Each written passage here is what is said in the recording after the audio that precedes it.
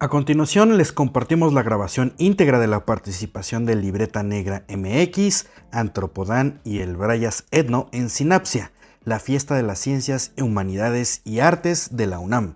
Conversatorio, te vas a morir de hambre, estudiar antropología, efectuado el sábado 11 de octubre de 2025.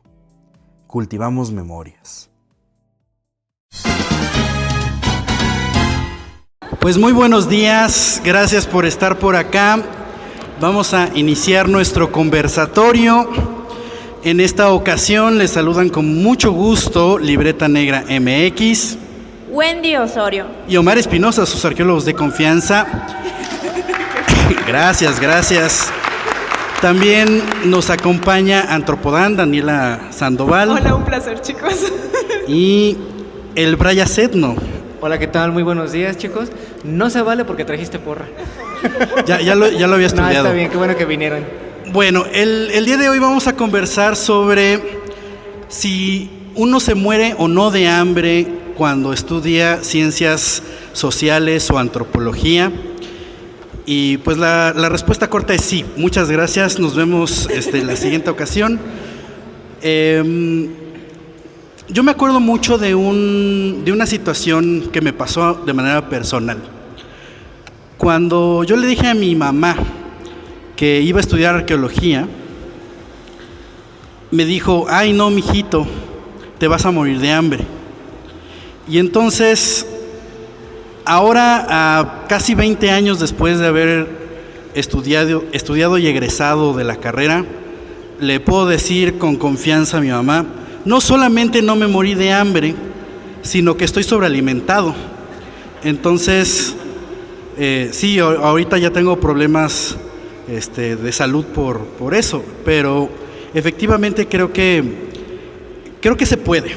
Y lo que venimos a conversar el día de hoy es desde 4 perspectivas distintas, desde la etnohistoria, desde la antropología física, desde la arqueología, pero además de la arqueología de la Universidad Autónoma de Yucatán y desde la Escuela Nacional de Antropología e Historia, pues cómo es esta situación de estudiar ciencias sociales y cómo no morir en el intento.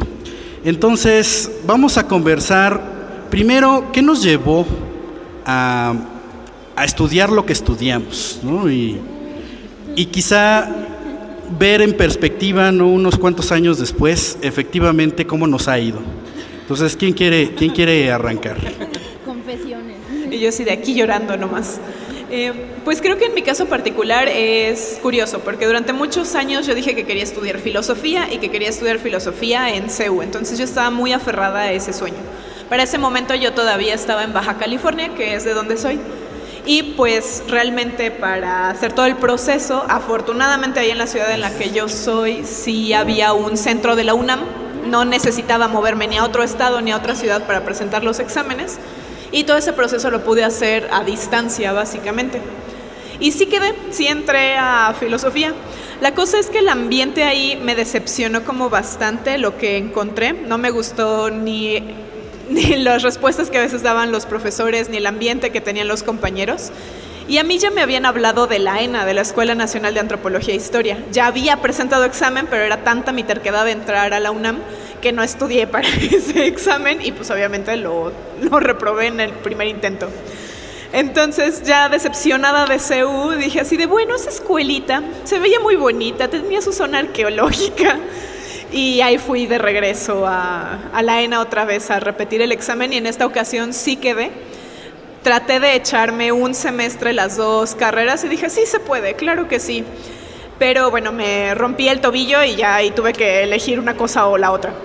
Entonces me quedé en la ENA porque sentí que respondía mucho más mis interrogantes por las cuales había entrado a filosofía, que era básicamente por qué los seres humanos somos lo que somos y por qué las personas se comportan y actúan como lo hacen. A mí me cuestionaba mucho eso a lo largo de la vida porque realmente no entendía el comportamiento humano y necesitaba como una pulsión como personal el darle explicación a qué hacen las personas, ¿no? ¿Por qué reaccionan como reaccionan?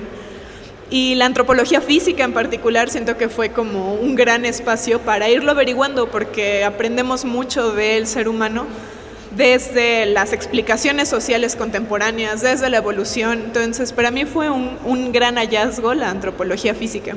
Y la verdad es que, a diferencia de ti, después de que yo ya había entrado a filosofía, para mí, mis papás, escuchar así de, bueno, lleva genética, lleva anatomía, fue una mejora, así que... O sea, tiene futuro todavía. Sí, justo. Un poco, sí. Nuevamente, gracias por estar aquí. Es un gusto verles, conocerles, etcétera. Y desde mi perspectiva, bueno, a mí mis papás nunca me dijeron, te vas a morir de hambre. Pero sí me dijeron, bueno, ¿qué vas a hacer? O sea, después de esto, ¿qué sigue? Yo estudio etnohistoria y la etnohistoria se dedica al pasado prehispánico. Entonces mis intereses era buscar justamente qué es lo que nos decían los famosos códices. A mí me interesaba saber qué era lo que pasaba con estos documentos. También tuve un primer intento por entrar a la ENA, no pude, fracasé, estuve yendo de oyente a la escuela, entonces ya más o menos me fui enganchando, empapando de lo que era lo que venía. Y ya en mi segundo intento ya fue cuando logré entrar justamente a la carrera de etnohistoria. Para mí fue todo un gusto porque, además de compartir el gusto por el pasado prehispánico, pues también me gusta la música, me gusta la astronomía. Y de cierta manera la etnohistoria me podía dar como estas herramientas para poder entender lo que yo escuchaba. Sí, grupos como Caifanes, pongan Caifanes. Bueno, es que están muy jóvenes. Sí. Para quien no conozca, bueno, las personas que son más grandes, si conocen a Caifanes y toda esta ola de rock en español que surgió por ahí de los años 80s, 90s, comenzaron a meter muchas cosas prehispánicas. Entonces ya se fue complementando unas con otras y al terminar la carrera pues me di cuenta de que ya comprendía yo desde mi licenciatura, desde la parte astronómica, los códices. Entonces tanto fue así que ya hasta me tatué algunos códices mayas, ¿no? Entonces ya fue una manera en la que yo me pude adentrar en esta parte. Y de repente mis papás me dicen, bueno, ya terminaste, ¿dónde está la inversión que hice en ti? ¿Qué es lo que sigue? Entonces ya yo aposté primero por la maestría. Entonces busqué una maestría, también tuve por ahí algunos problemas, se dio la maestría de cierta manera, pero en este paso de licenciatura a maestría, porque fueron 4 años y además se nos atravesó una pandemia terrible, que eso pues de cierta manera fue reiniciar otra vez, esperar a que pasara todo, a que se ajustaran nuevamente las nuevas modalidades. Y en este lapso, repito, yo estuve trabajando como maestro, en algunas ocasiones, bueno, abrí TikTok, me hice de seguidores. Y ya a partir también de esto, pues las personas me comienzan a buscar para que los asesore, para ofrecer guías, para ofrecer otras cosas que ya van más acorde a lo que es la licenciatura. Entonces digo, no es como que las grandes ganancias, pero pues... No se está muriendo de hambre. No morimos de hambre. ¿O sí? Por ahora no. Ya más adelante vamos a ver. Está sobreviviendo, ¿verdad? Sí. Estamos resistiendo, ¿verdad? Pues mira, mientras me alcance para el gimnasio. Bueno. Pero acuérdate que la alimentación fit es cara. Sí. Es más cara que malpasarse. Sí, llevar una alimentación fit es bastante caro, pero pues de ahí sale, de las cosas que uno va generando poco a poco. Ok, bueno, la verdad yo no voy a mentir. No, o sea, no quiere decir que haya mentido en otras ocasiones. Yo llego a la arqueología por culpa de ver ciertos programas de televisión. Estoy hablando como de los años 2004, o sea, entonces muchos de ustedes seguramente pues no figuraban en este plano. Y no sé qué tele vean ahorita, bueno, entre redes sociales y televisión, pero en esos años, no sé si ustedes también se acuerdan, seguramente sí, tienen cara de que veían también mucha tele. Yo veía muchos estos canales que hablaban de historia, teorías de conspiración, etcétera, pero cuando me tocaba ver estos programas donde hacían exploraciones arqueológicas, ¿qué era lo que yo veía? En primer lugar, era un mundo donde la gente que se iba de aventura era gente extranjera, gringos, alemanes, en fin, franceses. Y además se veía que había mucho presupuesto, ¿no? Explorando, por ejemplo, las zonas mayas, que son yo soy de ahí, yo nací en esas tierras, pero además eso era lo que yo veía en la tele y me llamó siempre la atención de, bueno, ¿por qué le trabajan tanto? ¿Por qué les importa tanto, no? ¿Por qué vienen desde tan lejos y traen sus jeeps y sus camping? O sea, como que todo esto para hacer sus exploraciones, pero que además... O sea, tú querías un jeep. Lo sigo queriendo hasta la fecha y no lo no nos tengo. alcanza para el jeep todavía. Entonces. Pero además, eso es lo que pasaba en la tele, pero también en la realidad. O sea, yo sí veía que lo que veía en la tele estaba pasando también en mi entorno, ¿no? De repente veía a los alemanes, a los estadounidenses, a los gringos, pues andando ahí en el monte, explorando esto. Entonces yo decía, bueno, ¿por qué les importa mucho? Yo quiero hacer eso. Entonces ahí sucedieron dos cosas. Primero, cuando yo ya llego a la secundaria, estamos hablando como de los 2000, chicos, o sea, hace más de 20 años. Tuve una muy buena maestra de historia universal. Ojo, que los profes de historia luego pueden ser importantes en estas decisiones que tomamos. Entonces yo le decía a mis papás, yo voy a estudiar arqueología como esos gringos. Y me decían, no sé, o sea, escoge otra cosa, porque además es solo trabajo de hombres. Porque era lo que se mostraba en la tele y también era lo que se veía, ¿no? En la realidad. Pero en esta clase con la maestra Lida, si algún día ve estos saludos, profesora querida de la secundaria, nos estaba hablando de las culturas, de estas grandes civilizaciones, ¿no? Del viejo mundo, pero nos empezó a hablar de estas ciencias que han pues estudiado, ¿no? Y contribuido a que conozcamos más sobre estas culturas. Y cuando estábamos viendo el tema de Mesopotamia, empezó a enseñarnos fotografías de arqueólogas que habían trabajado y cuáles eran sus aportaciones. Entonces yo dije, no, mi mamá me estaba mintiendo, o sea, también hay mujeres que pueden hacer esto. Y dije, entonces yo desde que tenía 12 años dije, voy a estudiar arqueología y vamos a ver qué pasa. Y enos aquí solicitando, ¿no?, que trajeran la cooperación. Les trajimos libros, sí, por supuesto. Al final vamos a pasar la gorra. Sí. Cooperación un tanto obligatoria de 30 pesos por cabeza. Es cierto, pero si quieren, no es broma. Pero además, yo conocí gente en el camino que me dijo, bueno, hay una escuela aquí, no tienes ni siquiera que irte a la Ciudad de México. Hay una escuela que tiene muy buen prestigio de aquel lado, que es la Universidad Autónoma de Yucatán. Y bueno, tiene más de 100 años. Digo, arqueología no es la más antigua de sus carreras, pero pues también yo dije, entonces está todo puesto. Y ya, le entré y sobrevivo, resisto. Y ahorita les vamos a contar por qué hablamos de sobrevivir y resistir, ¿no?, en este camino después de acabar la escuela y haber tomado esta decisión de vida. Todavía sigo dudando si efectivamente fue la mejor idea, pero en mi caso particular, y siempre lo comento cada vez que me preguntan ese tipo de cosas, pero creo que es un caso un poco diferente y especial. Dice, Omar nada más está echando la medalla encima, pero no sé, es que mi historia viene cuando yo todavía era microscópicamente significativo en el mundo, era el feto arqueológico. Es el extrañísimo caso del feto arqueológico. Mis dos papás estudiaron en la Escuela Nacional de Antropología e Historia. Se conocieron ahí, estudiando arqueología. Entonces, no sé si ya estaba predestinado o no, pero así sucedió.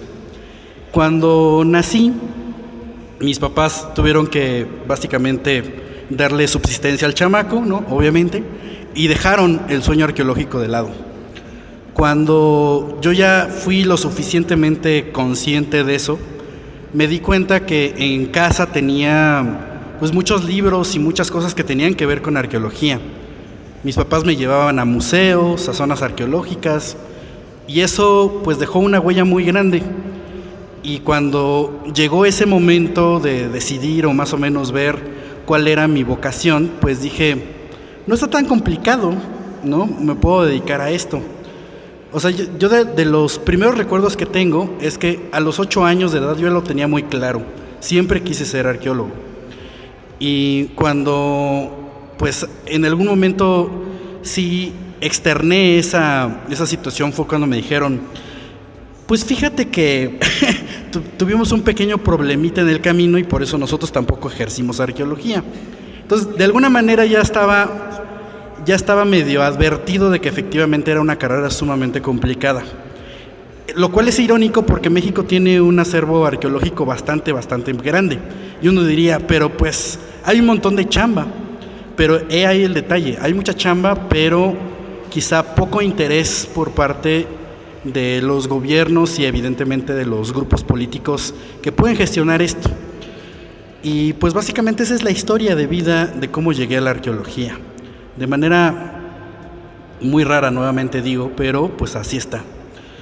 Y ahora, justamente, ya que vimos de dónde nos surgió el tema de estudiar arqueología, antropología física y etnohistoria, creo que es muy importante y creo que casi no se comenta, y sería bueno que lo planteemos, los retos que tiene estudiar ese tipo de carreras.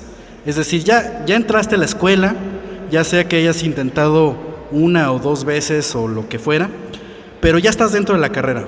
Y entonces te vas a topar con una barrera de realidad, porque resulta que lo que tú tenías en tu cabeza no es necesariamente lo mismo que cuando ya estás estudiando la carrera.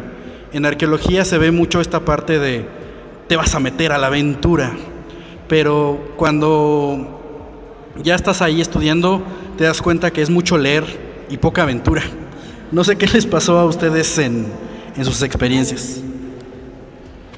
Creo que para mí antropología fue como muy amable en ese sentido, porque como ya venía de filosofía y ahí sí no tienes nada más que hacer que leer, de repente entrar a la carrera de antropología física fue muy bonito. De repente encontrarme que había laboratorios, que podíamos ir a campo, o sea que había muchas más cosas que hacer que no solo estar sentado con libros y que es algo que disfruto mucho, ¿no? O sea, yo nunca me quejaría de estar leyendo, pero que para mí sí fue muy vigorizante, tal cual, el decir así de claro, o sea, puedo ir y conocer comunidades, claro, puedo ir y medir chamacos en las secundarias, ¿no? O sea, para mí fue muy maravilloso pensar en poder salir y hacer algo aplicado con lo que estaba conociendo.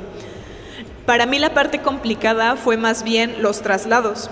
Mi caso particular, que me tengo que venir del norte de México para la ciudad, yo ya tenía la ventaja de que mi mamá vivía aquí en la ciudad, ¿no? O sea, no es que llegara a necesitar buscar casa o cosas así. En ese sentido todo estaba muy bien, pero el traslado era muy grande. O sea, al principio me pesó porque pasé de trasladarme 20 minutos a mi escuela a de repente tener que hacer 1:30 para llegar a la ENA.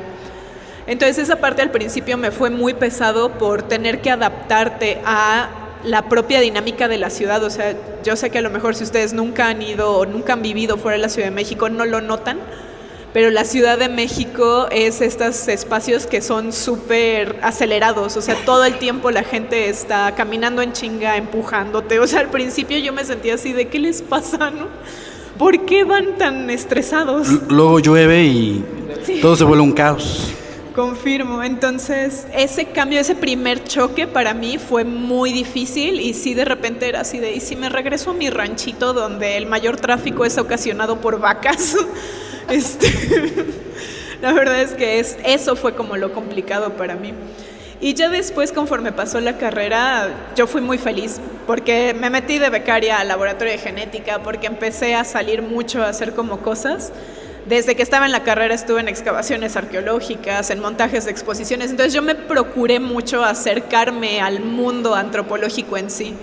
¿Por qué hice esto? Porque una maestra nos lo recomendó. Así el 1 o 2 semestre, la maestra que nos daba teoría antropológica nos dijo, si ustedes ya saben qué temas quieren, si ustedes ya tienen idea de qué área quieren abordar, acérquense a los maestros que ya lo hacen, ¿no? O sea, acérquense con ellos, busquen si tienen proyectos, váyanse y métanse a los laboratorios. Y yo dije, a mí me suena eso a un gran consejo. Entonces fui y me metí al laboratorio, en este caso de fisiología, bioquímica y genética. Y ahí me la pasé toda la carrera, o sea, la verdad es que a mí no me iban a ver nunca en el lagartijero, cosas así, porque así como salía de mi salón, iba y me metía al laboratorio. O sea que tú cuando estabas en la ENA no estabas en el vicio. No, para nada. De hecho, Bueno, nosotros... así, referencia cultural para la gente que no conoce la ENA, el lagartijero es una zona de mutua interacción humana, recreativo que conlleva sustancias legales y no tan legales. Es importante que lo sepan, ¿no? O sea, lo que Pero nos está no diciendo... íbamos a la escuela a eso, aclaramos. Aquí pura rata de biblioteca, eso se nota.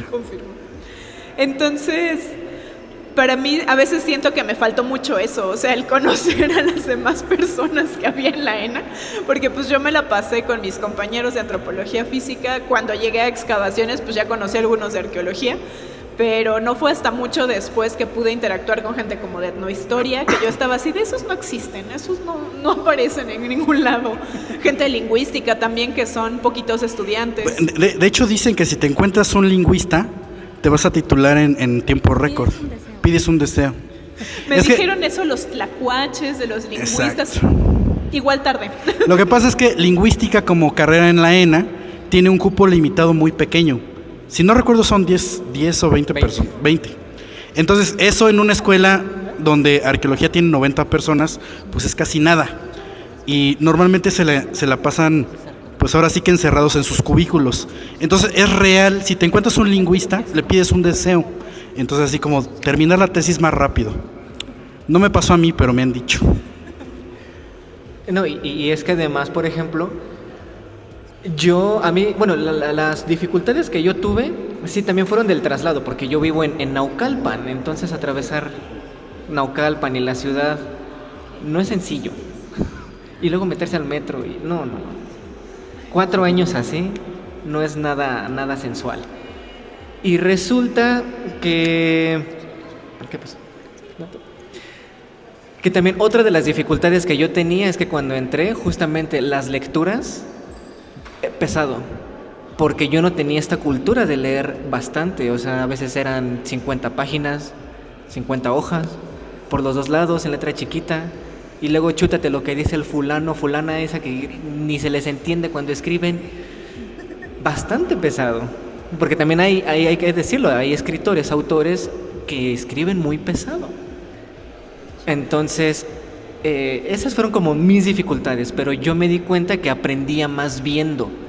Entonces, ¿qué era lo que hacía? Trataba de buscar como documentales para más o menos entender lo que me decían las lecturas. Claro, decían otras cosas, pero entonces yo tuve que acostumbrarme justamente a comprender, a poner más atención, porque todo lo que veíamos en clase era relacionado con las lecturas. Entonces, dificultades hasta cierto punto yo no pasé más que esas, y siempre tuve el apoyo de mis papás. O sea, mis papás me dijeron, estudia lo que tú quieras mientras te guste, porque de nada sirve que estudies algo que tú sabes que no te va a gustar y ni siquiera le vas a echar ganas, ni siquiera sabemos si le estamos invirtiendo bien. Ya hablamos después de lo del trabajo. Sí, porque las dificultades vinieron después, las dificultades la dura realidad Sí. después de la escuela. Fíjate que hablando de este choque que yo tuve con la realidad, acuérdense, ¿no? De que yo veía mucha tele y veía aventura en la tele y en la realidad, ¿no? Pero cuando yo entro a la escuela, a la Universidad Autónoma de Yucatán, resulta que por pleitos que se traen ahí entre instituciones, o sea, el INA y la escuela, yo nunca excavé. Daniela, tú ni siquiera eres de arqueología y excavaste. Yo en mi carrera, o sea, en mi formación que dura 4 años en la UADY, yo nunca salí a campo a excavar. Excavé a la hora de la hora y pues sí lloré, no lo voy a negar. Pero bueno, ese es un primer choque de realidad, porque desde el primer semestre nos metieron a un grupo, somos muy pocos, aceptan muy pocos porque es mediante un examen también de selección. Si no lo pasas, no entras. Si el grupo es de 10, 11 personas que aprobaron el examen son esas las que entran, que por un lado es bueno. El caso es que entramos y ya nos metieron al salón de clases y de ahí casi no salíamos. Bueno, cuando llegábamos, ¿verdad? A las clases había gente que pues sí, a lo mejor se hartaba, ¿no? De tener clase teórica. Y además algo que yo siempre digo hasta la fecha, la verdad es que muchos de los arqueólogos escriben muy feo. O sea, leerlos es cansado, es pesado, no les entiendo, su lenguaje es súper rebuscado, hay mucho relleno, hay mucha paja, hay excepciones, no lo voy a negar, hay arqueólogos en México que escriben, tienen una pluma muy buena, que dan muchas ganas de leerlos, pero la mayoría de los que yo leí en la carrera escriben bastante feo, y eso hace más difícil, ¿no? De decir, bueno, ya me chuté esto, ¿a qué hora viene la aventura en el campo con los jeeps y los camping? Y eso no pasó.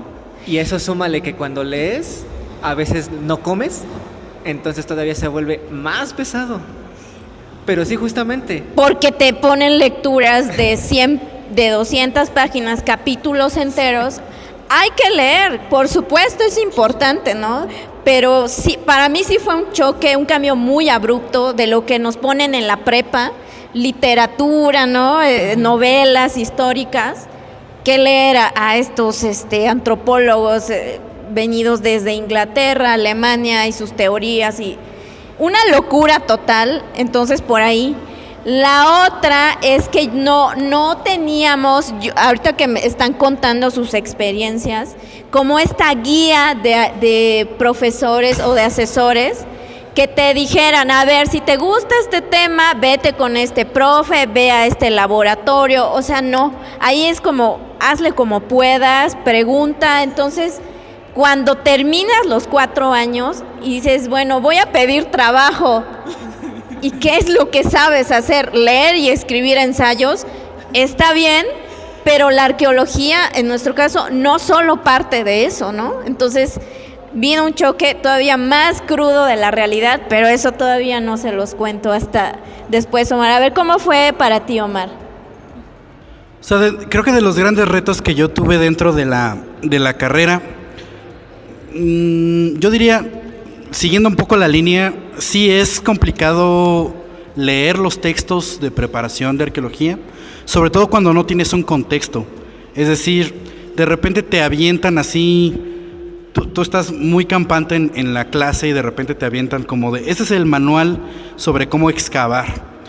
Y como tú nunca has excavado, dices, todos los términos te parecen bien raros, ¿no? Pero creo que en realidad mi mayor reto no fue leer, sino escribir, porque te van a pedir, ¿no? O sea, más allá de a lo mejor controles de lectura o cosas por el estilo, ya llega un momento en la carrera donde te van a empezar a pedir puros ensayos y cosas semi-originales, ¿no? O sea, que tú generes. Entonces, eso definitivamente yo no lo tenía ni presente. Entonces decía, ¿cómo genero mis ideas? ¿Cómo las ordeno? ¿Cómo pongo un orden para decir algo coherente? Entonces creo que lo que más me costó trabajo a mí fue retomar esta parte. Y ya cuando vas avanzando más y evidentemente estás en la parte donde ya no solamente tienes que leer y escribir por el compromiso de la escuela, sino realmente ya tienes que leer y escribir porque esa es tu chamba, creo que realmente uno la sufre, ¿no? Porque efectivamente no te enseñan cómo escribir. Y yo ya vi que aquí ya tienen recuerdos de Vietnam, porque efectivamente la cosa es que uno teóricamente en preparatoria se va preparando para leer y escribir, pero luego no lo tomamos en cuenta, ¿no? O sea, decimos, no, sí, cuando me encuentre algo que me guste leer, lo voy a leer con mucha intensidad. Pero la realidad es que no. Te vas a topar con un montón de cosas que tienes que leer por compromiso o porque lo tienes que checar.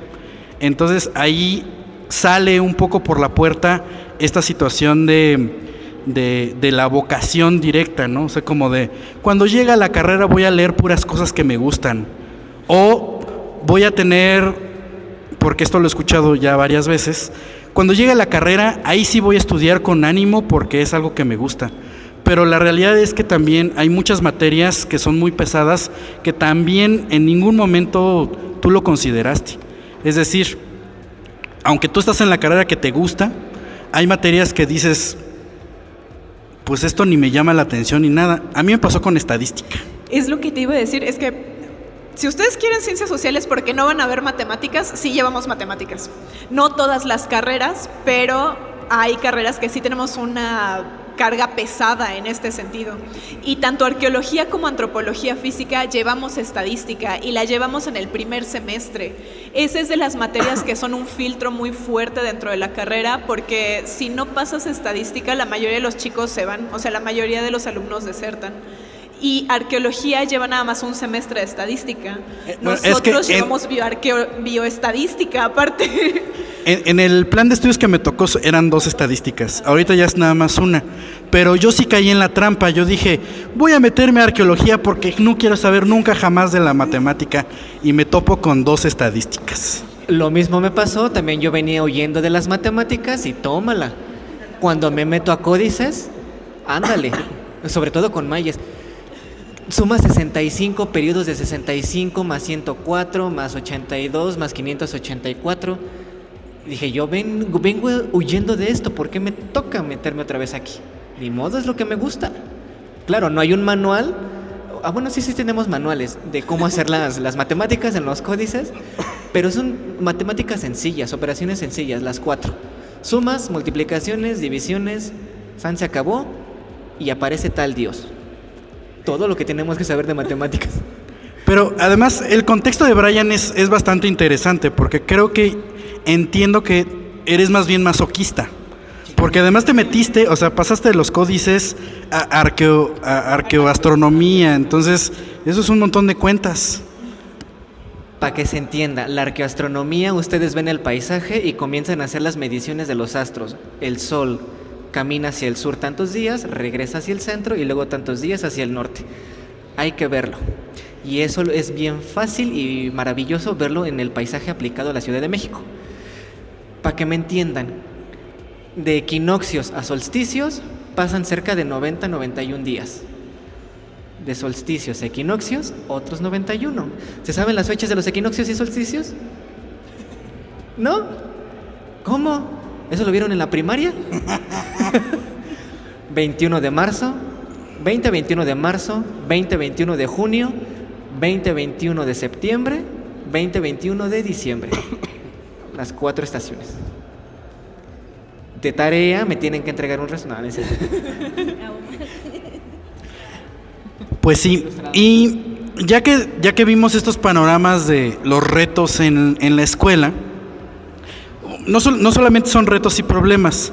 Hagamos una ronda rápida de qué materia te marcó durante la carrera, es decir, la que dijiste, esta comprueba mi gran amor por la etnohistoria, por la antropología física, por la arqueología. A ver, aquí, a mí sí me gustan los números, he de confesar. Ahora, aquí también hay algo con lo que yo me topé en la realidad.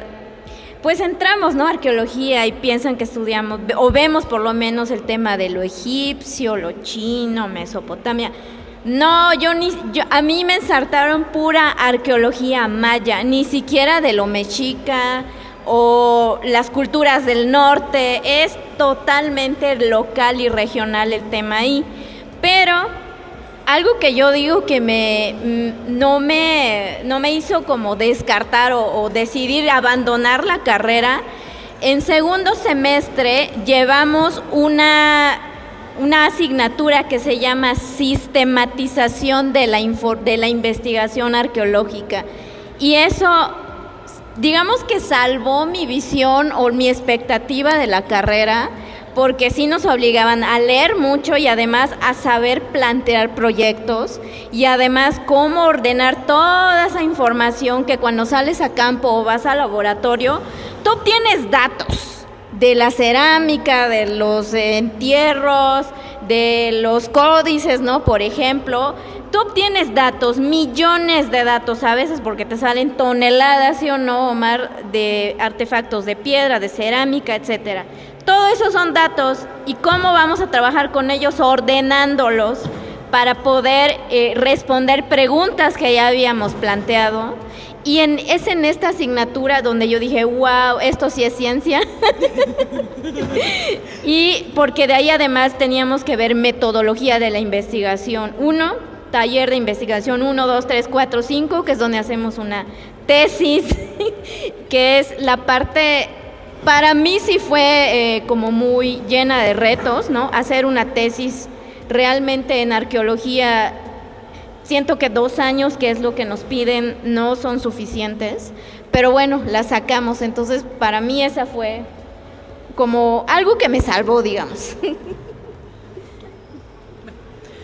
En mi caso en particular, creo que para mí empezó a tener sentido todo lo que iba viendo ya más al final de la carrera, cuando empezamos a ver, yo lo que elegí básicamente fue parte de lo que es poblamiento de América, evolución, genética de poblaciones. A mí me gusta mucho toda esa parte. Entonces ya al final, cuando podemos empezar a tomar optativas, y tomé la optativa de ADN antiguo, fue cuando empecé a decir así de wow, ¿no? O sea, sí tuvo sentido todo lo que he estado estudiando hasta ahora, porque fue el espacio donde encontré que podían convergir muchas de las materias que habíamos tomado por separado.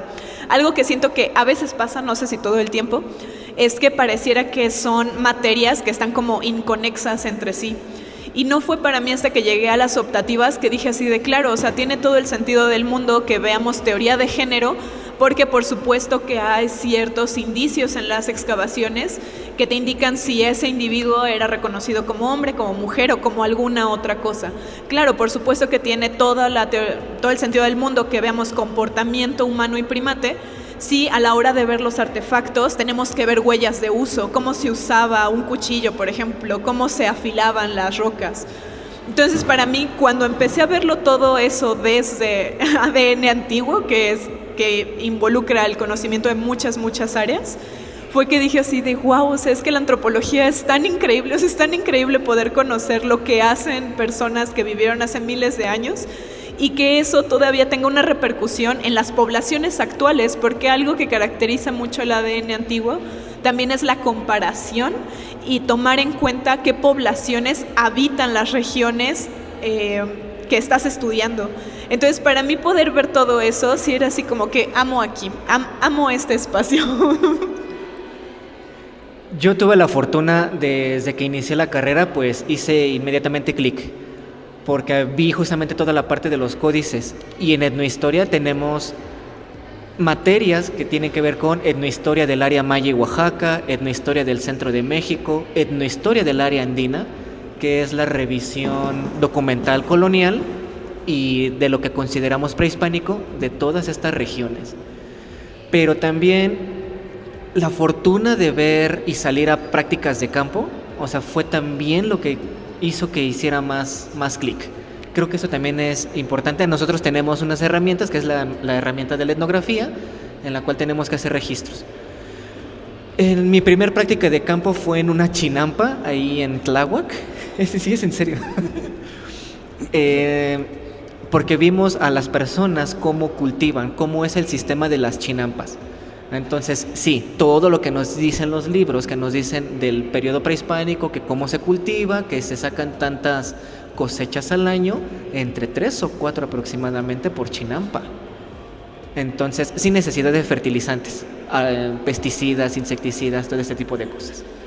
Claro, o sea, sí hay en algunos momentos en los que sí los llegan a utilizar, depende también el periodo, pero mayormente es natural. Entonces, esto nos hace ver a nosotros que aún muchas técnicas antiguas del México prehispánico se siguen llevando a cabo. Tienen un periodo de rotación de cultivos en las que utilizan también las mismas chinampas o cultivos múltiples. En un solo cultivo pueden sembrar frijol, maíz, calabaza, etcétera, etcétera. Entonces, eso se sigue llevando a cabo. Y por otro lado, aquí sí lo voy a ser completamente honesto porque es lo que pasa. En las prácticas de campo, sobre todo cuando hay fiestas patronales, la fiesta. sea, tú no ibas al Lagartijero, pero te ibas de fiesta a los lugares. También iba al Lagartijero y también me iba a las fiestas patronales. ¿Por qué? Porque en las fiestas patronales, en los pueblitos, harta comida. Por eso nosotros decimos que cuando, bueno, ya tocando este tema de las salidas a campo, yo en campo no sufrí por no comer. Al contrario, yo comía de más. Sí, las comunidades dan mucho. Lo voy a decir con cuidado. Te dan lo que ellos no consumen. Entonces es algo bien fuerte, porque te están, además de que te abren las puertas, te están dando algo que ellos ni siquiera consumen del diario: carne,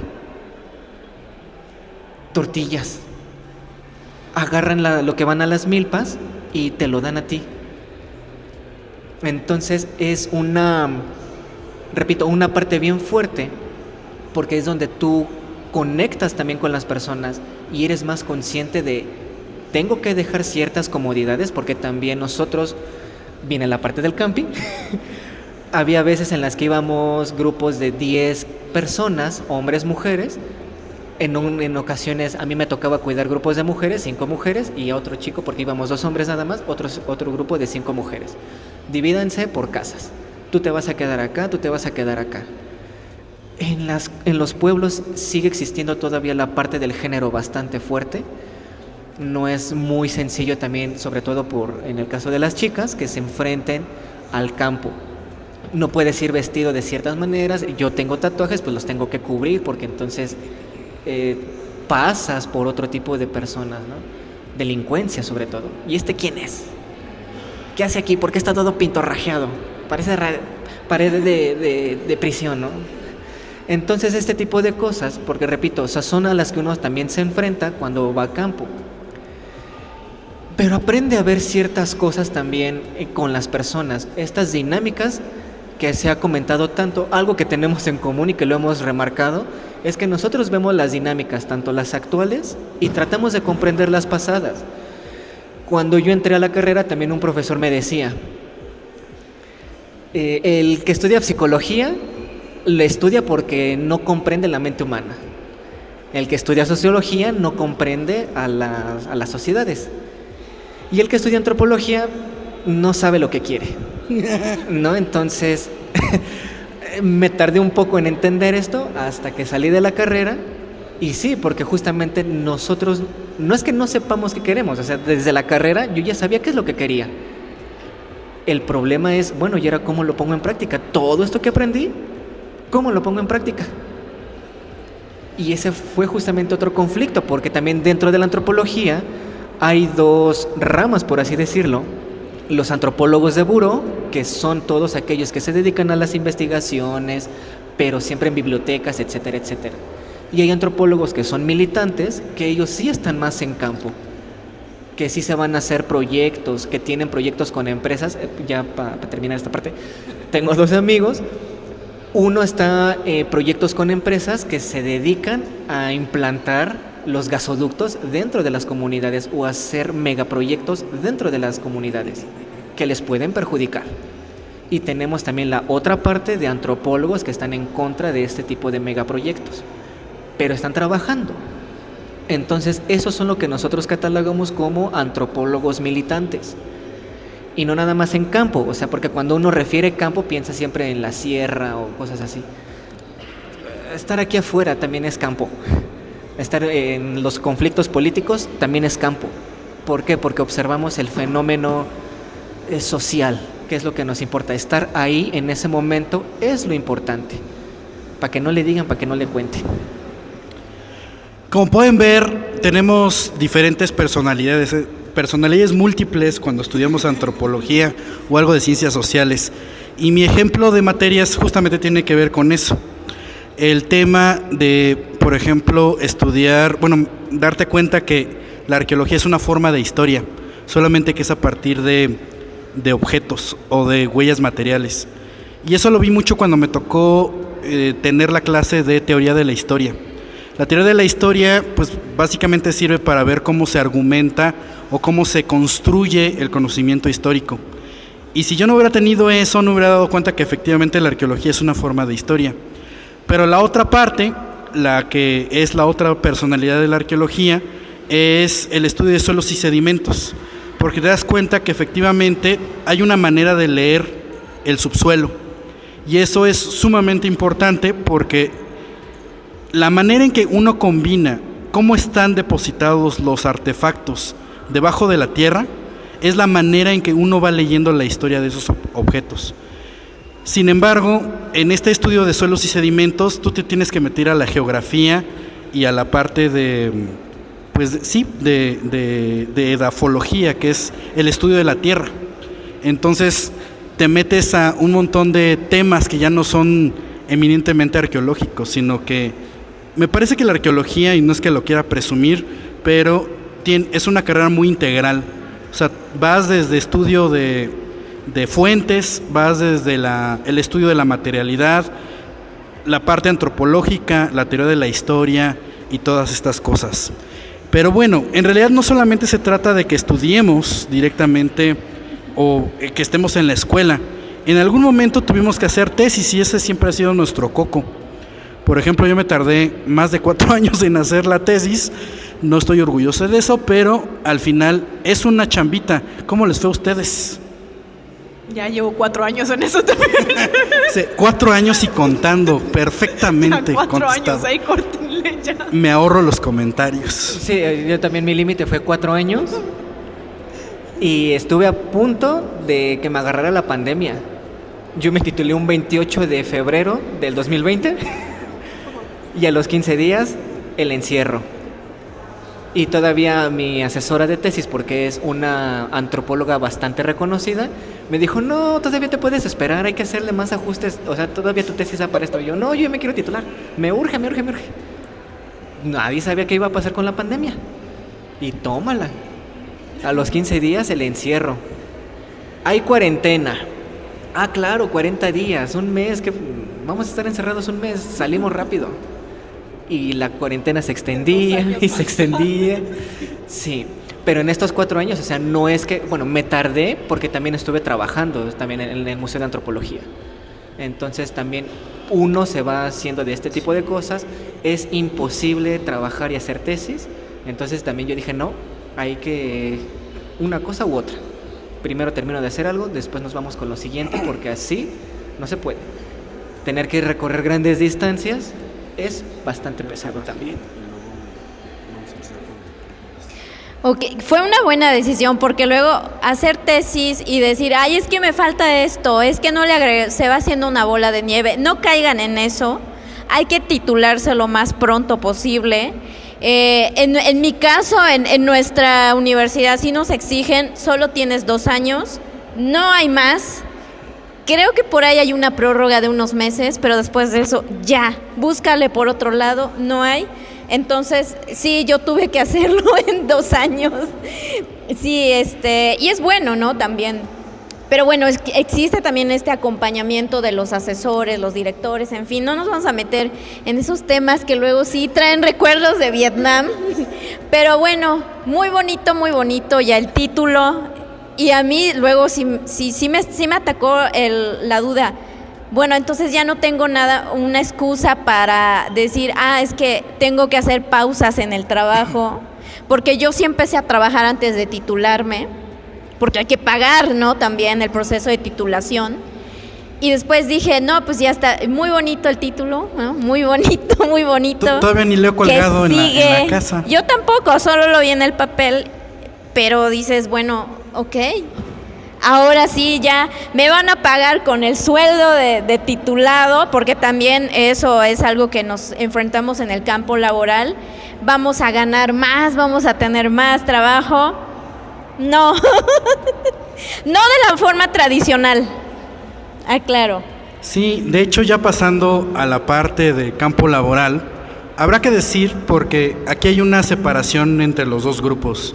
En arqueología sucede algo muy particular en México. La arqueología en México es un monopolio de Estado, es decir, se administra directamente desde el gobierno de México y no existe la arqueología privada. Entonces, todas las personas que estudian arqueología en México tienen como único y exclusivo única fuente de trabajo el gobierno. Entonces, si yo quiero independizarme y poner algo fuera del gobierno, básicamente es ilegal y terminaría en la cárcel. Ustedes tienen una situación distinta. Ok, aquí pasa algo interesante, porque la antropología física, así como arqueología, así como etnohistoria, tiene muchas áreas en las que uno puede desarrollarse. Existe antropología de la sexualidad, existe antropología del comportamiento, primatólogos, los de genética, o sea, la verdad es que dentro de la carrera hay muchos espacios en los que uno puede irse interesando.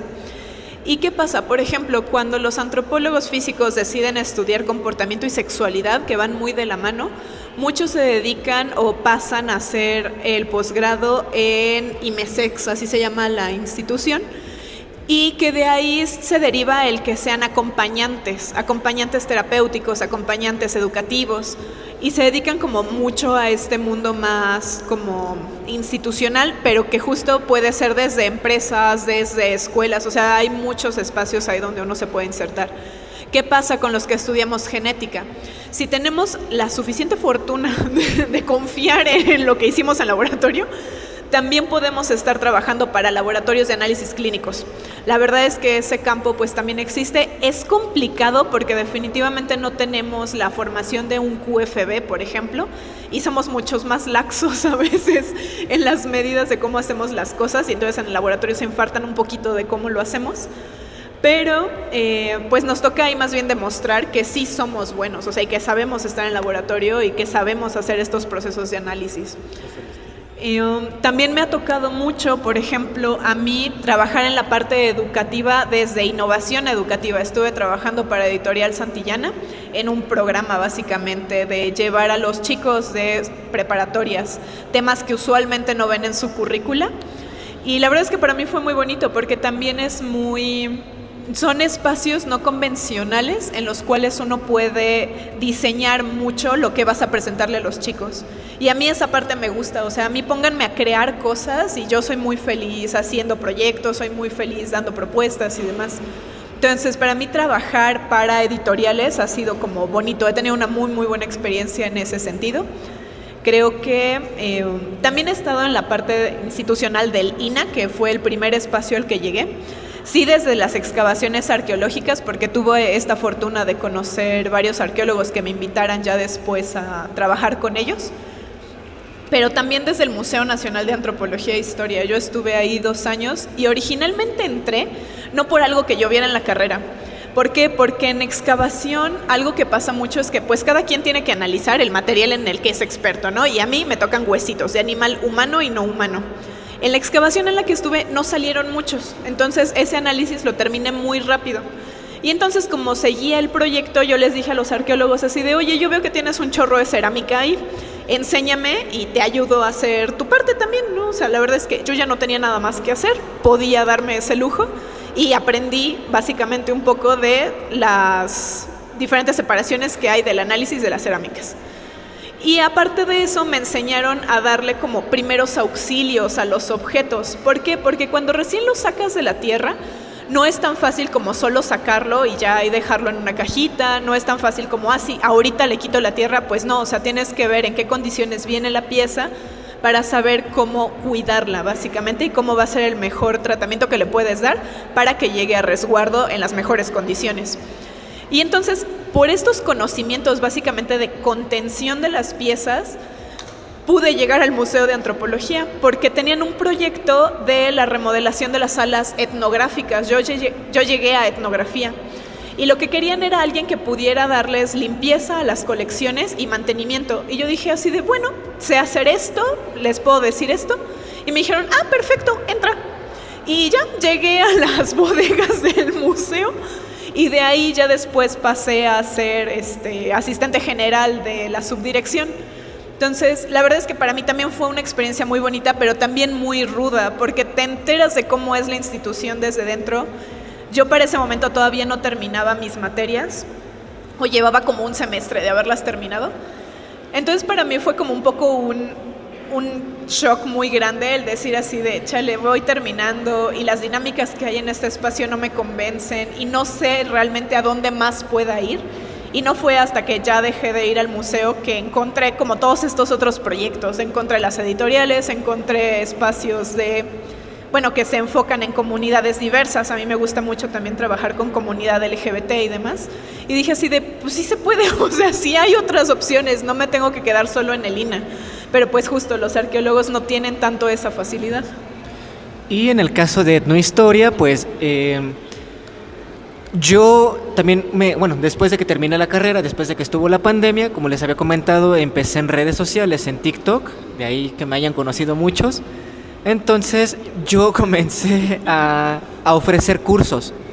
Yo doy cursos de calendarios prehispánicos, ahí al para que le interese. Pero también he armado otro tipo de cursos, me han invitado a dar recorridos turísticos, un poco más privados, porque tampoco es que los podamos cobrar y hacerlo público, ¿no? Porque entonces ahí sí nos no vean cómo está Tulum ahorita. Sí. Entonces, esto, repito, a mí pues me ha abierto más las puertas justamente más allá del INAH, más allá de la institución, pero pues en muchas ocasiones quizá la mayoría de nosotros pues nos dedicamos a lo que es la docencia. Ya también, como acaba de decir Dan, pegársele a los maestros, a los académicos ya más pesados, pues también es complicado, ¿no? Porque también hay que ajustarse a sus formas de trabajo. Si no nos pueden parecer, pueden chocar personalidades, cosas creativas también entre nosotros mismos. Entonces eso puede traer también dificultades, pero dentro del ámbito laboral en la etnohistoria, los etnohistoriadores no vamos a las excavaciones, pero sí podemos ir a las zonas arqueológicas y explicar la cosmovisión también de las propias estructuras, algo que compartimos también con los propios arqueólogos. Entonces nos vamos complementando unos a otros. Entonces de ahí que justamente ofrezcamos también desde la etnohistoria, desde la arqueología, no sé si antropología social, recorridos como de este tipo de índoles, pero recorridos en la Merced, pero sin caer en la exotización de las propias personas, ¿no? Porque ahorita ya está recorridos en Tepito, ¿no? Entonces podemos caer en este tipo de exotizaciones del otro. Entonces hay que tener cuidado justamente con este tipo de recorridos. No sé si se promuevan como antropólogos, arqueólogos, pero justamente ustedes como público pues tengan cuidado con este tipo de recorridos, etcétera. Efectivamente, entonces creo que el panorama es que definitivamente no te mueres de hambre, pero tienes que buscar pues muchas opciones por ahí. Hay que talachearle básicamente. Sí, y ya nos han estado fumando por más de 40 minutos, entonces no solamente venimos a hablar entre nosotros, sino realmente ahora que tenemos gente de etnohistoria, de antropología física y de arqueología, seguramente tienen un montón de dudas, porque siempre le quisieron preguntar cosas a los arqueólogos, ¿a poco no? Entonces, ¿quién quiere hablar? Porque también venimos aquí a ver algunas dudas. Alguien tiene, así, nada más se queda viendo como ya se paró y me trae peligrosamente el micrófono. Anímense, no está mal. ¿Quién quiere dejarnos un comentario? O si no, ya pasamos la gorra. Sí, ¿no? Yo creo que es momento de sacar la gorra y cáiganle con sus 30 pesos. Sí, de este lado, vamos a ver. Hola, me gustaría que nos compartieran, por favor, sobre qué hicieron sus tesis cada uno. Y por otra parte, hablando de la genética antigua, es un tema que yo no conocía y me parece súper interesante. ¿Dónde se divulga toda esta información? O sea, ¿dónde se saca? ¿Dónde se sabe todo esto? Porque pues yo no lo conocía y todo lo que mencionas se me hace súper interesante. Entonces, ¿esto dónde lo conocemos?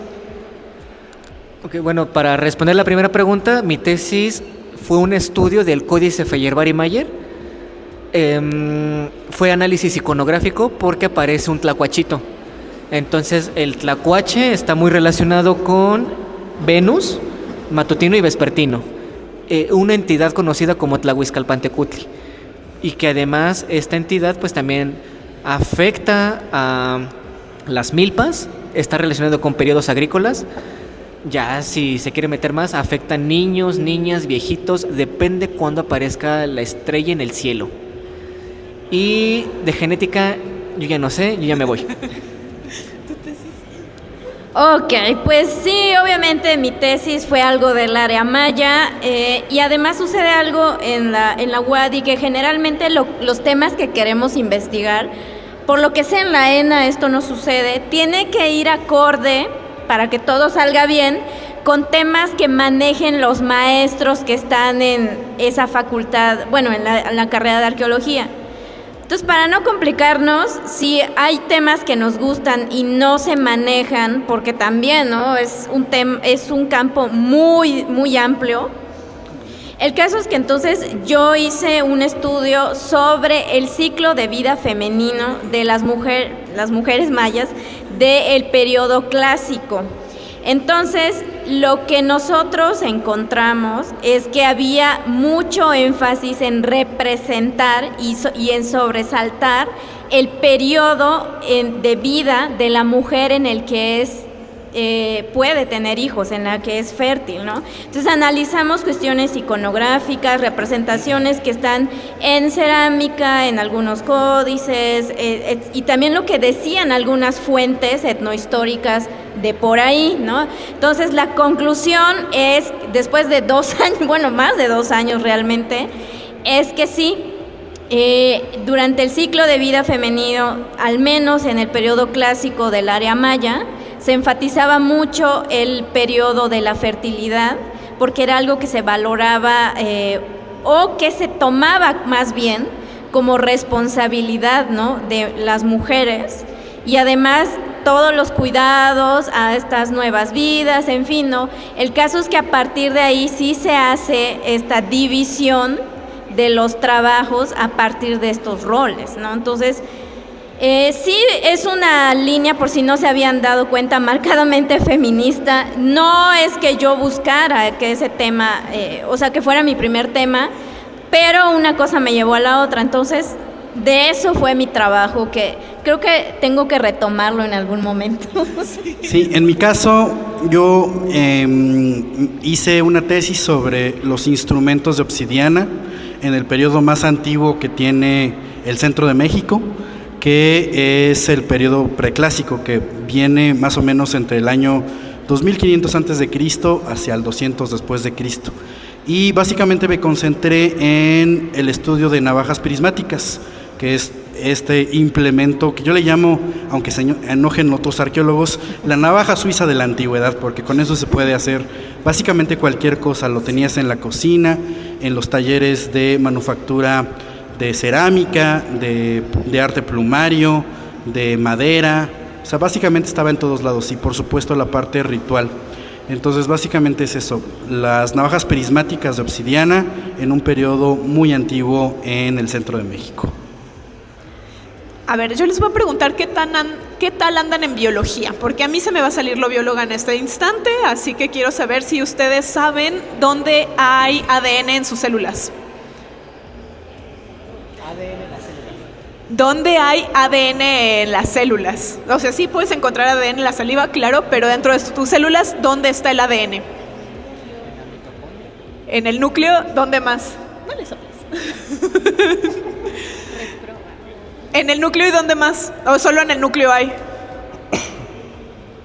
Ok, nuestras células tienen 2 repositorios de ADN. El nuclear, que es el que heredamos de mamá y de papá, y el mitocondrial. La mitocondria es un organelo que se encarga de la producción de energía en nuestras células, pero aparte tiene su propio material genético, y este material genético nos habla de linajes maternos exclusivamente.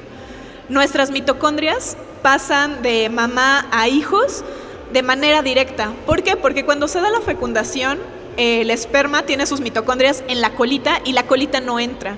Entonces las únicas mitocondrias que permanecen son... Aquí es donde todo el mundo dice, wow. Entonces las únicas mitocondrias que permanecen son las de la madre. Entonces yo lo que hice fue hacer una caracterización poblacional desde el ADN mitocondrial de las poblaciones de Baja California Sur. Yo quería saber ellos cómo son desde su genética y con qué poblaciones dentro de México están más relacionados. Entonces primero los caractericé genéticamente y luego los comparé con poblaciones dentro del continente. Eso fue hacer una base de datos de casi 1,800 individuos y luego ver con quiénes estaban más relacionados, pero pues básicamente eso hice para mi tesis. Y sobre ADN antiguo, es un tema complicado porque para hacer estudios de ADN antiguo no lo puedes hacer en cualquier laboratorio. Hay laboratorios específicos para estos análisis porque se te puede contaminar el ADN con cualquier cosa. Ahorita en este instante ustedes no lo ven, pero tienen su ADN, su propio ADN flotando alrededor de ustedes y el de todas las demás personas que están ahí junto. Sí, que se volteara a ver entre ustedes, es como de... Dice, hazte para allá, ¿no? Entonces, cuando ustedes regresen a casa, van a tener ADN de muchísimas personas pegadas a su cuerpo. Esto a nosotros hace que se nos contamine cualquier muestra antigua que querramos analizar. Entonces, hay que tener laboratorios específicos para que esta contaminación disminuya o de plano no pase. Y en México solo hay 2 lugares donde podemos hacer estos análisis. Uno es en Irapuato, en el Cinvestav de Irapuato, y la otra es en Juriquilla. En Juriquilla está un laboratorio de UNAM, que es el Laboratorio Internacional de Investigación del Genoma Humano. Son los únicos 2 laboratorios en México que tienen la capacidad de hacer estas investigaciones. ¿Dónde se difunde esta información? Básicamente en estos 2 lugares. En el INAH a veces, porque pues también hay personas que hacen investigación de ADN antiguo. Y mucho de lo que pasa en México es que las muestras antiguas salen del país. ¿Por qué? Porque tenemos solo 2 lugares para analizarlas. Y porque parte de los protocolos de hacer ADN antiguo es que tienes que mandar tu muestra a un laboratorio diferente de donde tú estás trabajando para contrastar resultados y ver que no se te esté contaminando. Entonces muchas veces esto lo que hace es que las muestras salgan del país a Europa muchas veces y bueno, pues ya desde allá se regresen nada más los resultados o la interpretación de resultados. También lo que pasa mucho es que en México no se hace la investigación, más bien son laboratorios extranjeros los que piden al INAH el mandar muestras y las investigaciones se hacen fuera del país. ¿De dónde sacan las muestras del ADN antiguo? O sea, tú estás excavando lo que sea, ¿y de dónde las sacan? Ok, repositorios de ADN pueden ser diversos. Por ejemplo, hay análisis de sedimentos, de donde encuentras los restos, puedes tomar restos de la tierra y buscar restos de ADN. Y dentro del esqueleto humano tenemos varios lugares donde podemos tomar muestras. No todos los huesos nos sirven para esto. Los huesos que más probabilidad tenemos de encontrar ADN endógeno, es decir, propio de ese esqueleto, son dientes, porque son básicamente una capsulita que dentro tiene la raíz y entonces se aísla súper bien el material. O región petrosa. La región petrosa es parte de nuestros huesos del oído. Aquí en... Estos huesitos que tenemos al lado en el cráneo son los huesos temporales y estos tienen una región que se llama así, región petrosa, que está a la altura de nuestro oído. Entonces lo que se hace es hacer un raspado. Parte de lo problemático del ADN antiguo es que es destructivo, es un método destructivo. Si hacemos análisis de ADN antiguo, por mucho que queramos llevarnos solo un dientecito, lo vamos a moler, que es básicamente lo que hacemos. O lo metemos en ácido para sacar el ADN. Pero pues lo que haces es dejar incompleto el esqueleto. Entonces tenemos esas opciones, tomar muestras óseas, muestras de sedimentos y también se pueden hacer análisis de coprolitos, que básicamente son restos de excrementos. Pues bien, ¿alguien más quiere alguna pregunta? Ya se están animando de eso. Me iba a venir a hacer stand-up aquí y ya me ahorraron el ridículo, gracias. Hola, ha sido fabuloso escucharles, es muy divertido todo lo que nos cuentan y quisiera preguntarles 2 cosas. Uno, ¿cuál ha sido la aventura más random o más divertida que han tenido en su profesión? Algo que a lo mejor puede incitar a todos los demás jóvenes a decir sí, ¿no? Y no solo pues los jeeps que todos queremos, ¿no? Pero ¿cuál ha sido esa aventura? Y 2, ¿cómo ha sido también la aventura que han tenido en las redes sociales en comunicar esto de mejor manera? Y como decían al inicio, que no sea tan técnico o tan difícil poder leer a los antropólogos, a los arqueólogos, a los científicos en realidad. Entonces, ¿cómo ha surgido todo esto? Ya que pues son pues las caras dentro del TikTok y de todas estas redes sociales y han sido fabulosos divulgando esto. Entonces cuéntenos también cuáles han sido los retos de divulgación. Claro que sí. Pues bueno, la primera pregunta, mi aventura. Creo que fue en Oaxaca. Estaba en el istmo de Tehuantepec. Me tocó dormir en la parte de afuera de la casa, porque además hace un calor terrible. Y vienen las historias, el nahual. Escuchar historias de los nahuales, de cómo se pelean en el monte con el diablo. Tengo una imaginación bastante... Sí, no, y es que tengo una imaginación bastante aventada, entonces me platicas una historia así y mi mente está maquinando y se está imaginando si se va a aparecer el diablo, o sea, está como muy atenta a escuchar cualquier ruido y madres, ahí viene el diablo. Sí, es en serio, es como la canción esa del niño, ¿no? Si no te duermes, el coco te va a comer. ¿Quién se va a dormir con eso?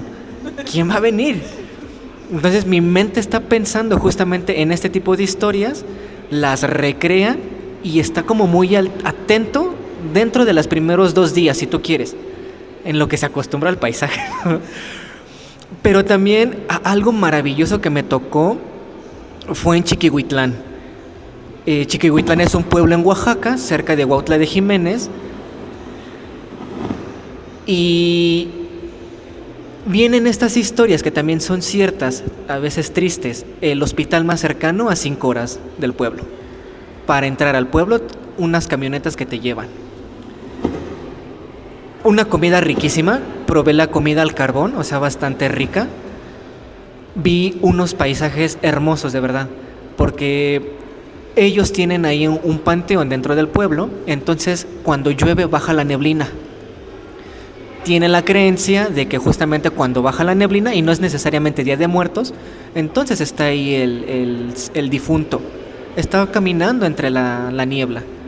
Entonces comienzas a entender también toda esta parte de mitologías, de cuentos, de historias que ellos tienen. Cuando ves estas historias, comprendes el mito. Los vives y dices, claro, esto es real. O sea, no es que vayas a encontrar al fantasmita caminando. Bueno, sí nos ha pasado varias cosas. También ahí tenemos ahí una anécdota. Pero sí pasan este tipo de cosas. O sea, entiendes el mito, entiendes la leyenda, entiendes el cuento. Y es cuando dices, claro, esto es real. Digo, sin hablar mal de mis compañeros que están allá diciendo de la ciencia, sí que eso no, sí es real. Pero lo abordamos desde otros enfoques. ¿Y cuál era la otra pregunta? Las redes sociales. Me encanta pelearme en redes sociales. De los 4 soy el más peleonero. Las polémicas, hubo un momento en el que levantaban las polémicas. Todavía. Pero hay que ser cuidadosos justamente en cómo haces la polémica. O sea, tampoco es hacer polémica por hacerla. Yo, además de que sí soy el más polémico y el más ahí que anda mitotero, argüendero, entonces lo que yo hago justamente es, se sustenta, muestro las evidencias donde aparece, para que entonces la gente también tenga como una mayor comprensión de que yo no les estoy mintiendo en tal polémica, la que tú quieras. Pero también el tecnicismo muchas veces lo tratamos de hacer. Lo que este autor nos trata de decir es esto. ¿Qué es lo que pasa? Que en muchas ocasiones se pierde el sentido que el autor le da. ¿Por qué? Porque ya lo estás interpretando tú. Ya es la interpretación de lo que dice el autor. Entonces como que de cierta manera pierde un poco la fuerza, pero es para que la gente pueda comprenderlo. Entonces no utilizar un lenguaje tan técnico. Ayer lo comentábamos. A todos nos gusta el chisme. Contar las cosas a manera de chisme entretiene, pero no nada más no es quién te lo cuente o cómo te lo cuente, sino también la otra persona cómo lo recibe, qué tanto está dispuesta a recibir esa información. Porque de repente, ahorita por ejemplo está lo de las ofrendas de muertos, que ya es la temporada. Está la polémica de que si las ofrendas minimalistas, que si maximalistas, que si tradicionales. Entonces, ¿qué es lo que pasa? Que a la gente le rompes esta creencia de que son antiguas y se te van encima. Entonces se sienten de cierta forma agraviados por esto. Ok. Fíjate que sí, es todo un trabajo esto de comunicar en redes, ¿no? Esto que llamamos divulgación de, en nuestro caso, arqueología. A lo mejor Omar también les cuenta más de libreta negra. Pero fíjate que en los años que llevo ejerciendo arqueología en México, sí hay historias de espantos todo el tiempo. A mí personalmente no me gustan. Yo trabajo desde hace algunos años en un acervo que es una enorme biblioteca llena de materiales que se han excavado en México desde los años 30 por lo menos. Y hay de todo, desde entierros, o sea, restos humanos, cerámica, herramientas de piedra, uno que otro textil, en fin. Pero fíjense que aquí, y les voy a compartir un dato, el tema de la cerámica es el que por alguna razón me he especializado. Pero a mí me vuela mucho la cabeza cómo es que se logró, ¿no?, el desarrollo de la cerámica, o sea, que del barro se lograra este artefacto duradero durante siglos y que además muy útil en todos los aspectos de la vida cotidiana y a veces no tan cotidiana.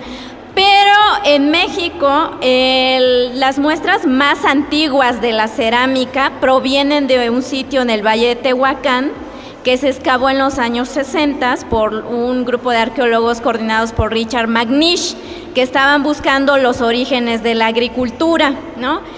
Pero algo sorpresivo fue que empezaron a encontrar, bueno, no tanto, encontraron estas muestras de la cerámica y hasta la fecha, hasta el día de hoy que estamos aquí, es la cerámica más antigua de México y es de 2300 años antes de Cristo. Súmenle, ¿no?, los 2000 que ya llevamos y pues hay unos años. Bueno, el caso es que yo he podido tocar y estudiar esa cerámica y eso no cualquiera. Omar, por ejemplo, no, pues hasta la fecha, ¿no? No, pues no me ha tocado. Pero fíjate que voy a conectar esa anécdota con otra que me pasó en la carrera. Nos llevaron de práctica al Valle de Tehuacán a revisar el sitio donde se había excavado esta cerámica. Y es en Puebla, Valle de Tehuacán en Puebla, y pues básicamente está en despoblado. Entonces se nos perdió el maestro en la práctica de campo. Se nos perdió el maestro y pues ninguno de los que íbamos en el grupo sabíamos por dónde ir. Entonces ahí nos tienes así gritando: Ángel García Cook, maestro, y no lo encontramos. No lo invoques porque falleció y no vaya a ser. No vaya a ser que se me aparece ahorita. Pero pasamos un buen rato, creo que un poquito menos de una hora buscándolo. Y de repente apareció así, ¿no? Es que fui a dar la vuelta porque quería encontrar un camino para enseñarles justamente la parte donde se estaba excavando. Pero obviamente todos nosotros estábamos muertísimos de miedo, ¿no? Es como de, ¿y ahora cómo salimos de aquí? Porque pues era una onda más o menos entre 4 y 5 de la tarde y ya estaba anocheciendo. Entonces imagínate, en el despoblado, en el Valle de Tehuacán, o sea, no íbamos a poder salir. Y por supuesto no sabíamos el regreso de la camioneta, entonces quién sabe dónde estábamos. Afortunadamente logramos regresar con bien. Pero tenemos otra pregunta de este lado. Hola, buenos días. Mi pregunta es si, bueno, llegué tarde a la conferencia, pero mi pregunta es en cuestión de, ¿ustedes tienen oportunidad de salir al extranjero a hacer más su trabajo, como su profesión, que en este caso es la arqueología, antropología y creo que historia? Etnohistoria, ¿verdad? Etnohistoria. Y otra pregunta, ¿tienen, bueno, yo como yo creo que el resto de la población, su único acercamiento a la antropología, a la arqueología, o a la etnohistoria, a lo mejor y es viendo en la tele Bones? ¿Qué relación tiene, o realmente es una falacia, o estoy muy equivocada? A ver, contesta tú. Ok, de hecho en la carrera mucho nos hacen burla muchos maestros porque hay mucha gente que justamente llega por Bones a antropología física. Ahorita la crisis forense en México pues ha hecho que la antropología forense tenga pues un boom muy muy grande. La cosa con ello es que muchas de las cosas que pasan en la serie pues no son ciertas, no se hacen así. Sí ¿Qué? podemos. ¿Cómo? Me acaban de romper un ídolo.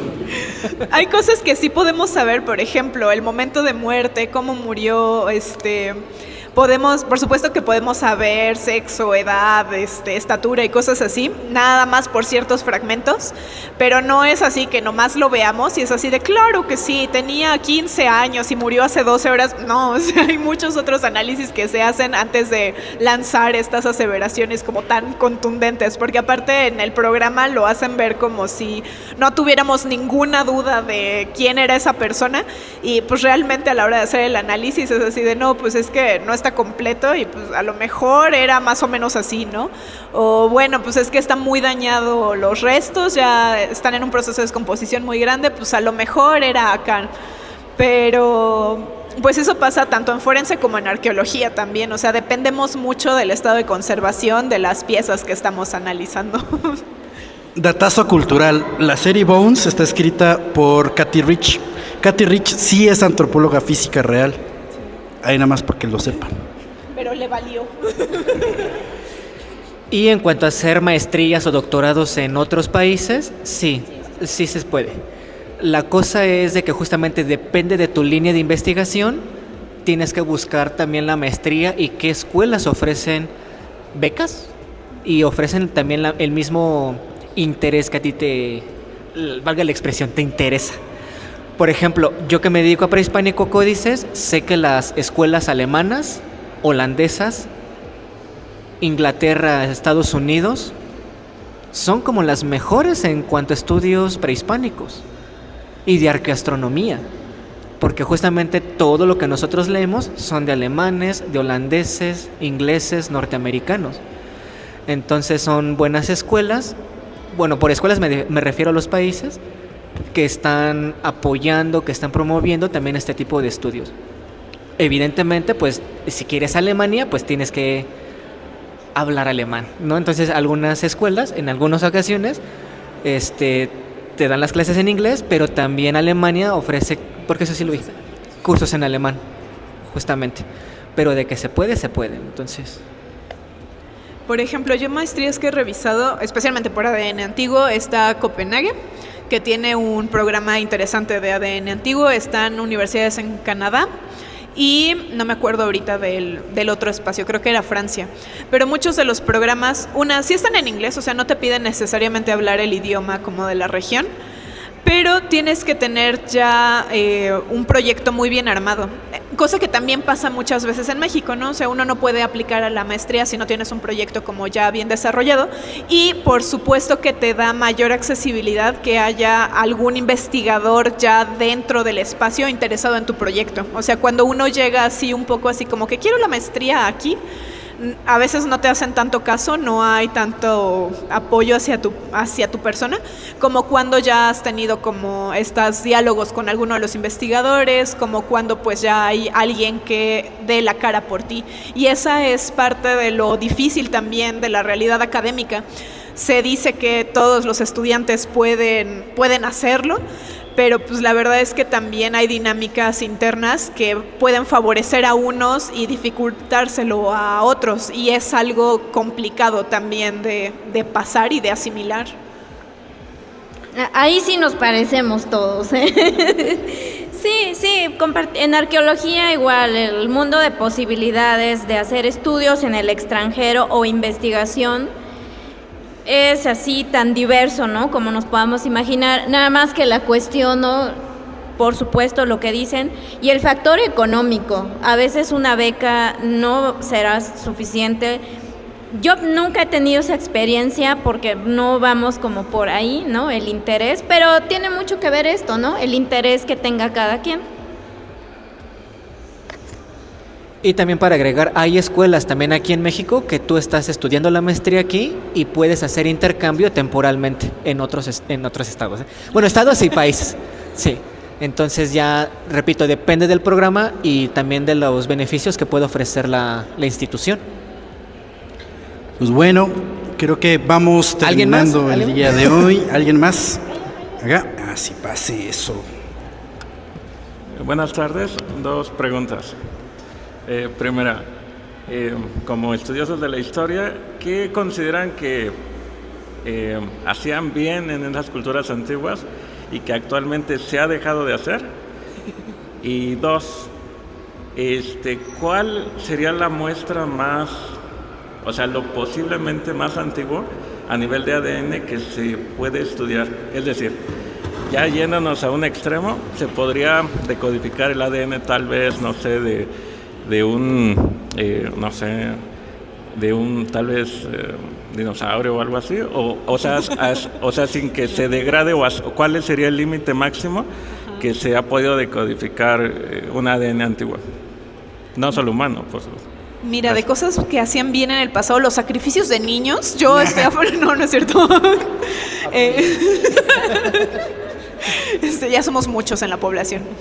No, yo creo que parte de lo que hacían muy bien nuestros antepasados era la forma de la agricultura. O sea, definitivamente la forma en la que cultivaban y pues también explotaban la tierra, creo que era muchísimo más amable con cómo lo hacemos ahora. O sea, toda esta parte de la milpa, que es un propio sistema en el cual el que se estén cultivando 3 especies mantiene la calidad de la tierra, a mí me parece maravilloso y es algo que las grandes industrias agrícolas no hacen, ¿no? O sea, son monocultivos que pues nada más devastan hectáreas y hectáreas de suelo.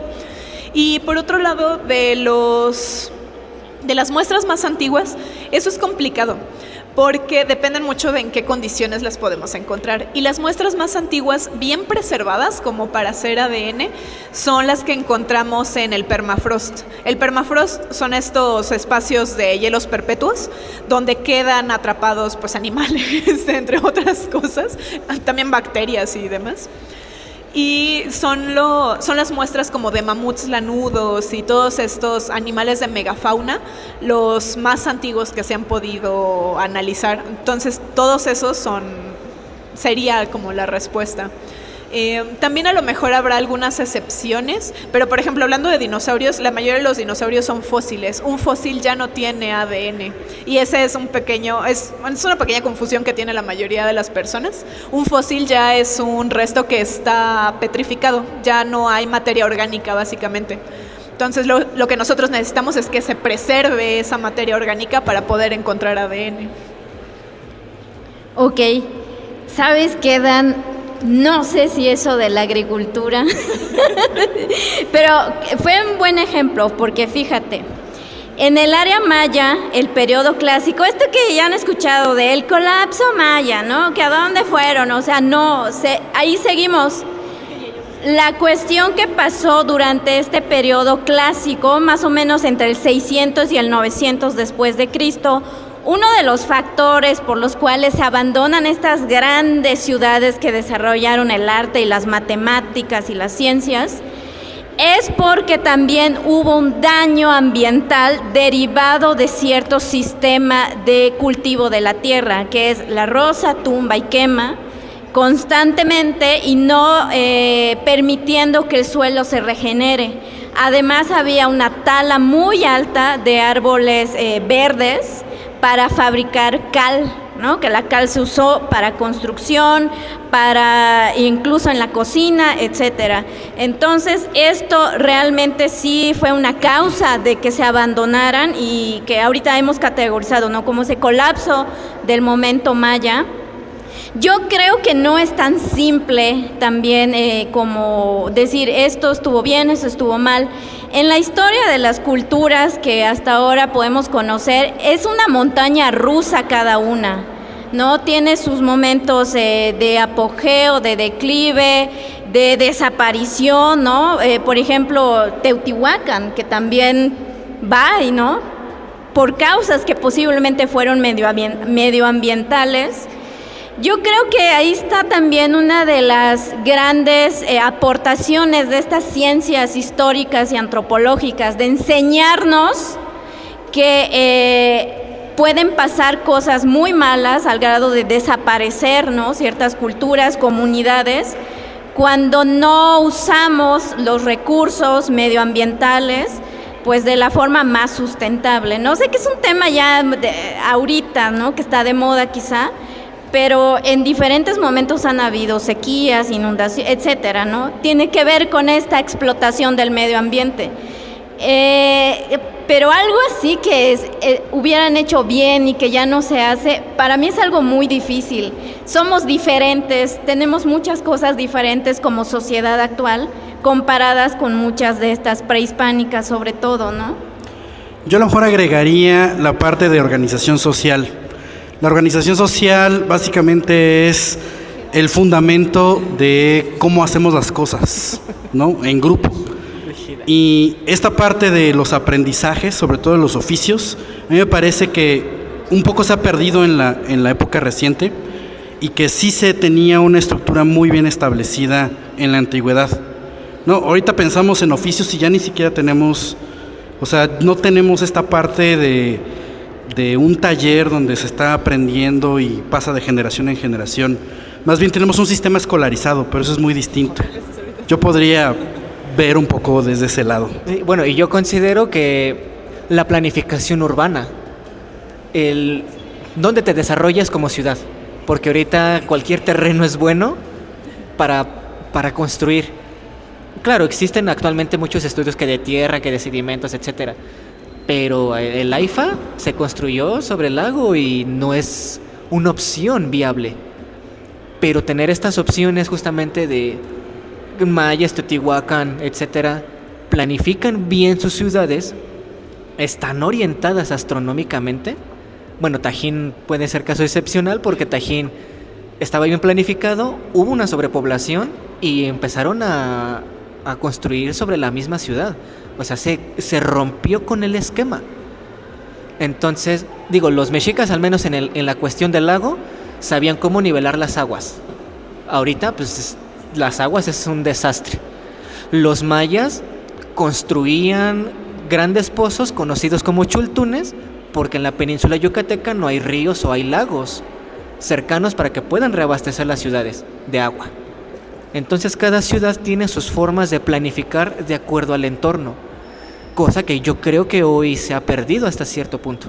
Repito, construimos porque ahí nos parece más bonito. No es porque sea más viable, se ve más bonito. Y también cómo está distribuida la ciudad, los ricos por ahí arriba y acá que se chinguen, ¿no? Entonces, ¿cómo pensamos también las ciudades? ¿Cómo las diseñamos? No están muy bien distribuidas hasta cierto punto. Lamentablemente se nos va terminando el tiempo de este conversatorio y pues nos deja diferentes aprendizajes, ¿no? Que como cualquier otra carrera es complicada, tiene sus retos, tiene sus virtudes, tiene sus... la forma en que te vas acomodando es lo que va a determinar pues cómo te va a ir. Y pues eso no solamente aplica en humanidades, artes y ciencias sociales, pero definitivamente es un poco más complejo quizá, porque no se ve como algo directamente productivo. O sea, no es como una ingeniería civil que digas, no, pues eso va a ser muy útil. Acá a lo mejor no somos tan útiles, pero sin duda somos muy reflexivos y creo que eso es un punto muy importante. Y bueno, para finalizar, pues básicamente dejarles el mensaje de que no solamente somos necesarios en la sociedad actual, necesitamos analizarnos a nosotros mismos, sino también pues pensar en el futuro que pues nosotros vamos a estar trabajando, ¿no? Finalmente seguimos haciendo cosas en colectivo y de manera individual, pero para que ustedes se enteren de todas esas cosas, pues dejemos las redes sociales para que otras preguntas lleguen de manera más directa y pues que vean este contenido que también pues tiene un impacto bastante importante en este mundo polarizado que tenemos hoy en día. Bueno, a mí me pueden encontrar en TikTok como elbrayas_etno, en Instagram con el mismo nombre, elbrayas_etno, en Spotify como etnobrayas y en YouTube como Brian AG. De cualquier forma, en todas las plataformas están los links para que puedan acceder a todos y cada uno de los perfiles y ya los vayan guiando a estos. Muchísimas gracias. Tengan un bonito día. Ándale. La gorra. Yo la verdad es que no me compliqué, a mí en todos lados me encuentran como Antropodan, mi nombre es Daniela, entonces de ahí nada más el Dan. Y bueno, pues nada más decirles que agradecemos mucho el que hayan estado aquí, que nos acompañaran sus preguntas, la verdad es que siempre eso nos ayuda muchísimo también a reflexionar entre nosotros y pues nada más. Y a Libreta Negra MX lo encuentran así en todos lados, como Libreta Negra MX, YouTube, Instagram, TikTok, Spotify, en sus corazones también. Y pues muchas gracias por estar por acá. Ahorita vamos a pasar la gorra y tenemos regalos, porque les dijimos que trajimos regalos. Para la gente que se quedó hasta el final, bueno, nada más tenemos tres revistas, pero no sé cómo las vamos a repartir. Si quieren ahorita se nos ocurre algo, pero muchísimas gracias por que nos sigan efectivamente, que dejen un like, un comentario, siempre ayuda. Pues gracias, esperemos que haya sido ilustrativo si piensan estudiar antropología por alguna razón, y pues nos vemos en la siguiente ocasión. Acá tenemos otro mensaje. Sí, de hecho, para poder regalar una revista, libro, vamos a hacer una pregunta, una dinámica. La pregunta es histórica, ¿vale? Así que recuerden sus clases de historia. La pregunta es: ¿qué le dijo Francisco González Bocanegra a su esposa mientras escribía el himno nacional? No, no es cierto, es broma. ¿Cómo creen que vamos a jugar con eso? No, vamos a pensar en una dinámica. A ver, esperen. Vamos a hacer... Tenemos 4 oportunidades. ¿Ustedes trajeron algo? No. Tenemos 4 oportunidades. Son 4 revistas. Entonces podemos hacer 4 preguntas.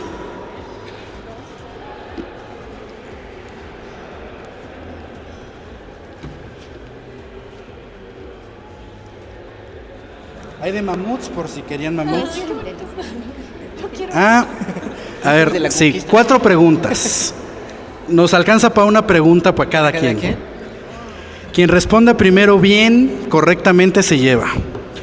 Entonces, son de cosas que dijimos aquí para que sea más fácil.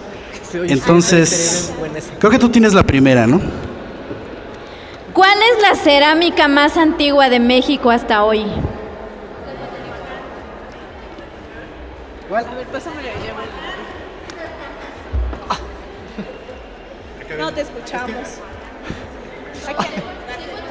Fechas. Con todo y fecha, nombre del arqueólogo, antropólogo. No, con fecha. No, sí, ella. Acá. Tú dijiste que sumados el periodo de la actualidad más el periodo anterior, aproximadamente 2500 años atrás, antes de Cristo. ¿Y en dónde? En el Valle de Tehuacán. Son 2300 antes. Bueno, pero...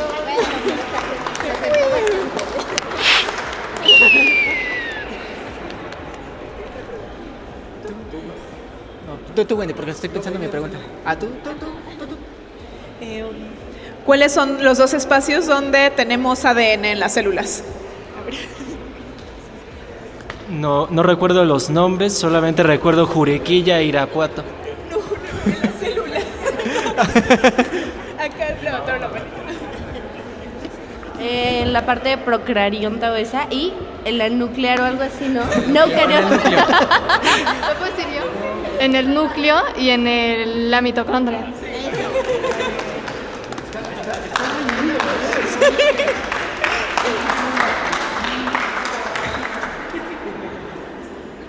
¿La de Wendy?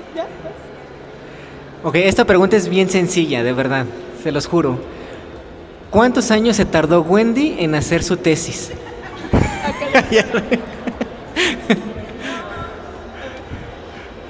¿Cuántos fueron? Según yo fueron 4 años, ¿no? No.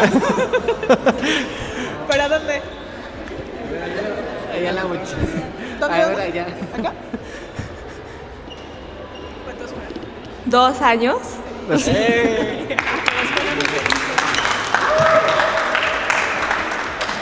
A ver, va mi pregunta, la última. Yo les voy a preguntar, ¿de qué fue mi tesis? De los instrumentos con obsidiana. Se la dejaste fácil. Pues listo. Pues dados los regalos, muchísimas gracias. Síganos en redes sociales, ahí tenemos más regalos por si se quedaron con las ganas. De vez en cuando regalamos otras revistas, otros libritos. Y pues nos vemos en la siguiente Sinapsia o en otro evento. Si quieren o si se quedaron con dudas, aquí vamos a andar en el festival un buen rato todavía. Gracias. Gracias.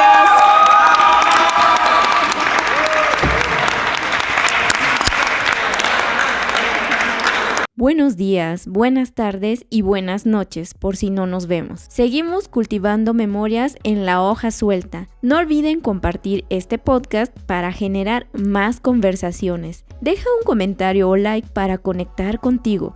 Califícanos en esta plataforma. La hoja suelta es una producción de Libreta Negra MX, Wendy Osorio y Omar Espinosa.